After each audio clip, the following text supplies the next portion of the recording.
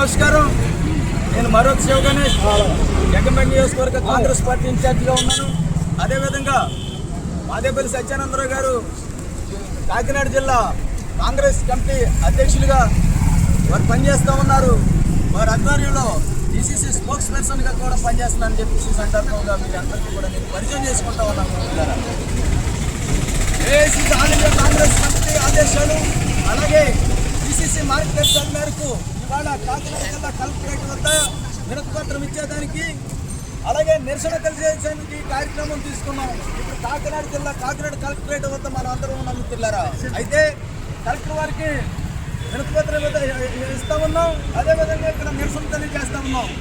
ఏదైతే అంశం ఇవాళ నిరసన తెలియజేసే అంశం ఏదైతే ఉందో NRJ చట్టానికి సంబంధించి వాళ్ళ భారతదేశానికి స్వతంత్రం 1947 సంవత్సరంలో వచ్చిన తర్వాత 60 కోట్ల మందితో జనాభాతో ఉన్న భారతదేశంలో 30 కోట్ల మందికి ఒక్క పూట భోజనము, 30 కోట్ల మందికి కనీసం లేని పరిస్థితుల్లో కాంగ్రెస్ పార్టీ అధికారంలోకి వచ్చి ఎన్నో విప్లవాత్మకమైన నిర్ణయాలు తీసుకుని ఆహార దినుసులు పెంపొందించుకునే దానికి తీసుకొచ్చి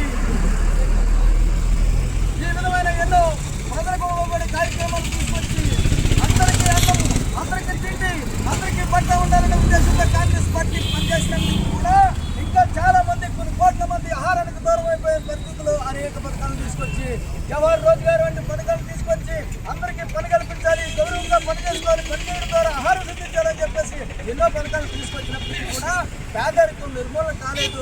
ప్రజలందరూ వారు గౌరవంగా పని చేసుకుని ఆహారం సంపాదించుకోలేకపోతున్నారని కాంగ్రెస్ పార్టీ ఆలోచన చేసి 2004 సంవత్సరంలో అధికారంలోకి వచ్చిన కాంగ్రెస్ పార్టీ అవాళ మహాత్మా గాంధీ జాతీయ ఉపాధి హామీ చట్టం అని చెప్పేసి ఒక చట్టాన్ని తీసుకొచ్చి అప్పటి వరకు ఉపాధికి సంబంధించిన ఎన్నో పథకాలు ఉన్నాయి, కానీ చట్టపరం చేసిన పరిస్థితి లేదు. అయితే 2000 సంవత్సరంలో కాంగ్రెస్ పార్టీ బ్రహ్మాండమైన ఒక నిర్ణయం తీసుకుని దీన్ని చట్టం చేయవలసిన అవసరం ఉంది, వేతన చట్టం చేయవలసిన అవసరం ఉందని చెప్పేసి 2005 సంవత్సరంలో వాళ్ళ మన్మోహన్ సింగ్ గారి నాయకత్వంలో వాళ్ళ కాంగ్రెస్ పార్టీ బ్రహ్మాండమైన ఒక చట్టాన్ని తీసుకొచ్చింది. ఆ చట్టం ఏమంటే, ఆ చట్టంలో సెక్షన్ 221 ప్రకారం 100% నిధులు, అంటే 100% నిధులు కేంద్ర ప్రభుత్వమే సమకూర్చాలి. 100% నిధులు కేంద్ర ప్రభుత్వమే సమకూర్చాలి. ఏదైతే ప్రజలు పొడుగు బలహీన వర్గాలు ఉన్నారో వాళ్ళు గౌరవంగా ఆహారం సంపాదించుకునే దానికి పని చేసుకోవాల్సిన అవసరం ఉన్నదో ఆ పనిని కల్పించడానికి 100 రోజులు పని కల్పించాలని డిమాండ్ చేసి ఆ చట్ట ప్రకారం 100 రోజులు ప్రభుత్వం వారు అడిగిన వెంటనే ఆ పనిని కల్పించవలసిన అవసరం ఉందని చెప్పేసి చట్టంలో పొందుపరచబడింది. అయితే మిత్రులారా, తదనంతరం 20 సంవత్సరాలుగా పేదరికం తగ్గింది, మరో ప్రాంతాల నుంచి వలసలు తగ్గాయి, ప్రజలందరూ సుఖ సంతోషాలతో ఉన్నారు, గౌరవంగా ఆహారం సంపాదించుకుంటా ఉన్నారు. NRGS పథకం అనేది ఒక ఇంట్లో ఒక తండ్రిగాను ఒక బిడ్డ సహాయంగాను ఉండేది. అయితే అటువంటి మాత్రమైన ఏదైతే చట్టం ఉన్నదో ఉపాధి హామీ పథకం ఉందో ఆ పథకాన్ని నిర్వీర్యం చేయాలి. ఈ పట్టణ ప్రాంతంలో ఎవరైతే కార్పొరేట్లు ఉన్నారో ఆ కార్పొరేట్లు తీసుకొచ్చే పెట్టుబడులకు తగ్గట్టుగా వారికి తక్కువ వేతనానికి కూలీలు దొరకాలి. ఎక్కువ వేతనానికి కూలీలు దొరకాలంటే గ్రామీణ ప్రాంతాల నుంచి కూలీలు వలస రావాలి. అంటే ఏం చేయాలని చెప్పేసి బీజేపీ ఆలోచన చేసి ఉపాధి హామీ చట్టాన్ని నిర్వీర్యం చేయాలని చెప్పేసి ఈ బీజేపీ ప్రభుత్వం నిర్ణయం తీసుకుంది. ఈ బీజేపీ పార్టీలో ఉన్న ఈ గ్యాంగ్ ఎవరైతే ఉన్నారో వీళ్ళు ఒక చట్టాన్ని తీసుకొచ్చారు, బీబీ గ్యాంగ్ అని చెప్పేసి. ఆ బీబీ గ్యాంగ్ లోని GRAMGలోని జీ ముందు తీసి రామ్ అని ఇంకొక జీని తర్వాత పెట్టి జీ రామ్జీ అంటున్నారు. అది జీ రామ్జీ గారు గ్యాంగ్ అది. ఈ చట్టం ప్రకారం కొత్తగా తీసుకొచ్చిన చట్టం ప్రకారం మొన్న 2025 సంవత్సరం డిసెంబర్ 21వ తారీఖున వాళ్ళు చట్టాన్ని రాష్ట్రపతి ఆమోదం పొందేలా తీసుకొచ్చారు. ఆ చట్టంలోని సెక్షన్ 4546 ప్రకారం 60% నిధులు మాత్రమే కేంద్రం ప్రొవైడ్ చేస్తుంది, మిగిలిన 40% రాష్ట్ర ప్రభుత్వం మీద నెత్తి మీద పెడతా ఉన్నారు. ఇవాళ మన రాష్ట్రం చూసుకుంటే 11 లక్షల కోట్ల రూపాయల అప్పు భారాన్ని మోస్తూ మన ప్రజల దగ్గర నుంచి కలెక్ట్ చేస్తున్న 1,30,000 కోట్లలో కనీసం 25,000 కోట్లు, అంటే దాదాపు 30% ఆదాయంలో ఉన్న 30% వడ్డీలకే కట్టే దౌర్భాగ్య పరిస్థితి ఇవాళ ఆంధ్రప్రదేశ్ ఉంటే, ఆంధ్రప్రదేశ్ రాష్ట్రం 40% కట్టి 40% నిధులు ఏర్పాటు చేసి ఈ ఉపాధి హామీని ఎలాగా నిర్వర్తిస్తారని చెప్పేసి కాంగ్రెస్ పార్టీగా మేము వాదిస్తూ ఉన్నాం.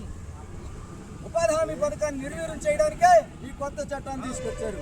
అందులో ఇవాళ మహాత్ముడి యొక్క ఈ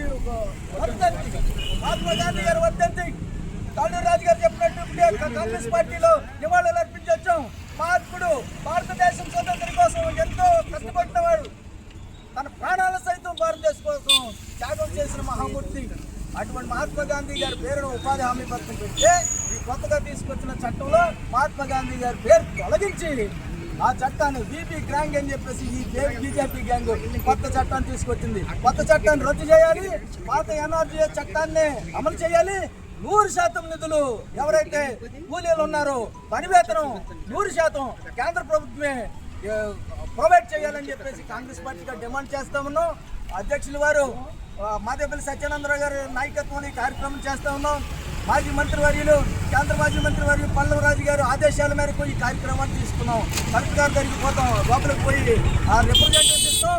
ఈ పథకాన్ని మళ్ళీ యథాతథంగా కొనసాగించే వరకు, ఎన్ఆర్జీఎస్ చట్టాన్ని యథాతథంగా కొనసాగించే వరకు, ఉపాధి హామీని యథాతథంగా నడిపించే వరకు కాంగ్రెస్ పార్టీ ఎన్ని రోజులైనా, ఎన్ని నెలలైనా, ఎన్ని సంవత్సరాలైనా పోరాడుతూనే ఉంటుందని చెప్పేసి తెలియజేసుకుంటూ ప్రజల తరఫున, ప్రజల కోసం, ప్రజలతోనే కాంగ్రెస్ పార్టీ వాదులుగా, కాంగ్రెస్ పార్టీ సైనికులుగా ప్రజల కోసం అండి, ప్రజలతోనే, ప్రజల కోసం పోరాడతామని చెప్పేసి ఈ సందర్భంగా తెలియజేసుకుంటూ సెలవు తీసుకుంటాం. Thank you.